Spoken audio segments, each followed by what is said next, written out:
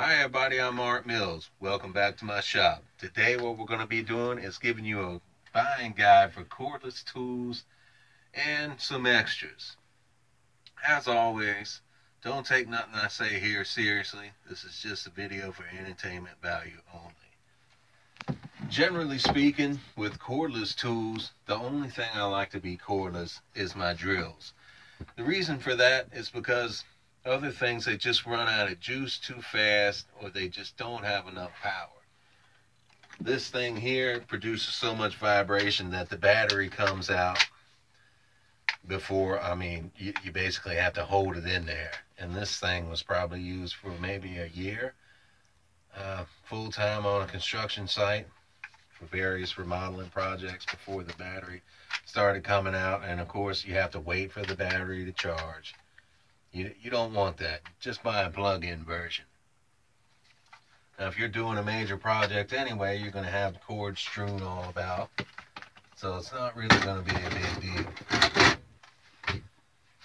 deal. There are some exceptions.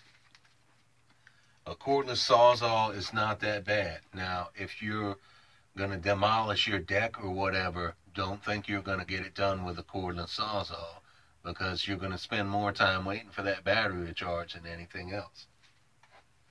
You need one that plugs in. But drills, I really like cordless drills. For the most part, they get the job done. Now, don't get it confused.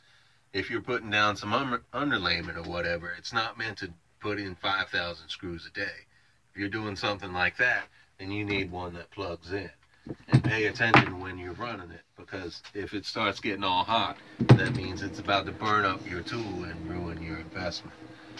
As far as what brand you need to buy, basically what you're looking for when you don't know what you're looking for is medium range price. These are lower end tools, the Ryobi and the Cobalt.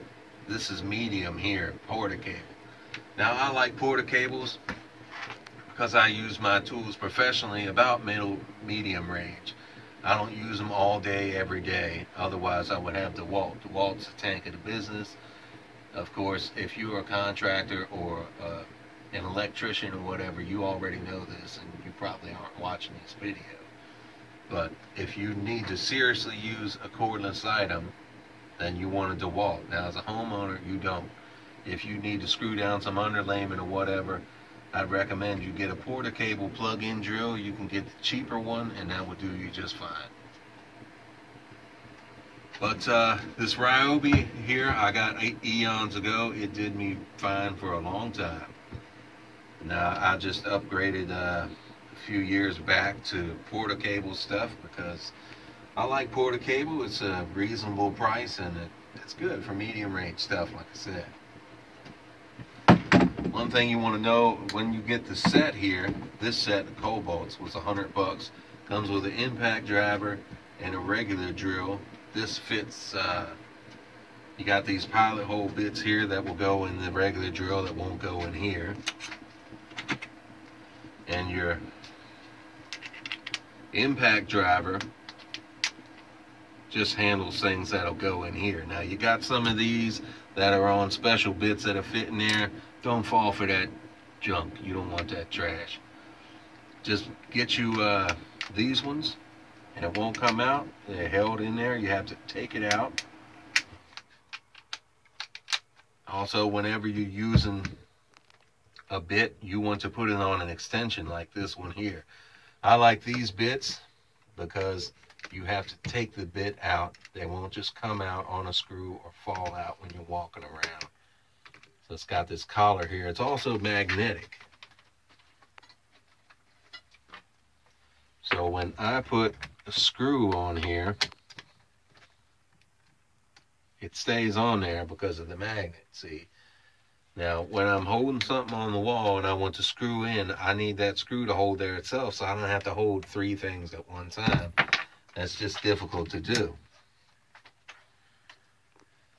Now, you see here that I use these short bits, these short driver bits. If you get a big long one, then that magnetic force is not going to stretch out to the end of that bit, and your screws will be falling off. You don't want those big long ones. Generally speaking, the rule of thumb for buying anything is if you don't know what you need, you look at the prices, the low end price and the high end price, and you buy the thing in the middle because it's just mid-grade like these porta cables. Another rule of thumb, as dumb as this sounds, the ugly tool is the better tool to buy, whether it comes to brooms or whatever. Because when manufacturers and marketing professionals make up their little packages or whatever, or however the drill's going to look, or however the broom's going to look, they try to make it look nice and shiny for homeowners because they're like, ooh, look at that, it looks nice, it looks shiny, that looks like a thing that will work. They know that professionals, contractors, carpenters, whatever, won't fall for that, because we're out in the field, we see what works. We see our friend over here using this tool and it breaks. And we see our friend over here using this tool and it's great and it works for a year, and they work the crap out of it every day. So that stuff doesn't work on us, and they know it. So they just focus on the quality, and they don't make it all nice and shiny. So pick the ugly tool if you don't know any better.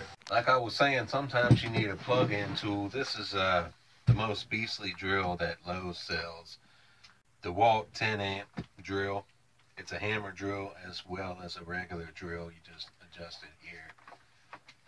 This thing is really powerful. It will turn on you and break your wrist. So make sure that you hold it tight and just be careful with the thing. Let's here adjust. Now if I'm drilling masonry, heavy masonry, a bunch of holes masonry, or just a bunch of big holes in decks for lag screws or whatever, then I will pull this thing out. These tools aren't meant for that. If I'm screwing down underlayment, 4,000 and 5,000 screws in a day, really just 1,000 screws in a day, these aren't meant for that. So I'll pull this out to protect my investment. These things, they just clip to your monster hook or whatever, so you can pull them out quick and install them in the door or whatever. They're not meant to screw in 1,000 screws. I've got besides this cordless Sawzall here, I've got a porta cable saw cat. Now that's about what you're going to want to get. That's a mid-range Sawzall. Now for me, when I'm sawing down decks all day long, it's not enough. It gets hot, or it's just not meant to run for hours on end. Now this is the most beastly Sawzall that Lowe's had at the time. A 13 amp Sawzall. This thing is a tank. You can just run it all day long. It won't give you no trouble. It will saw things quick.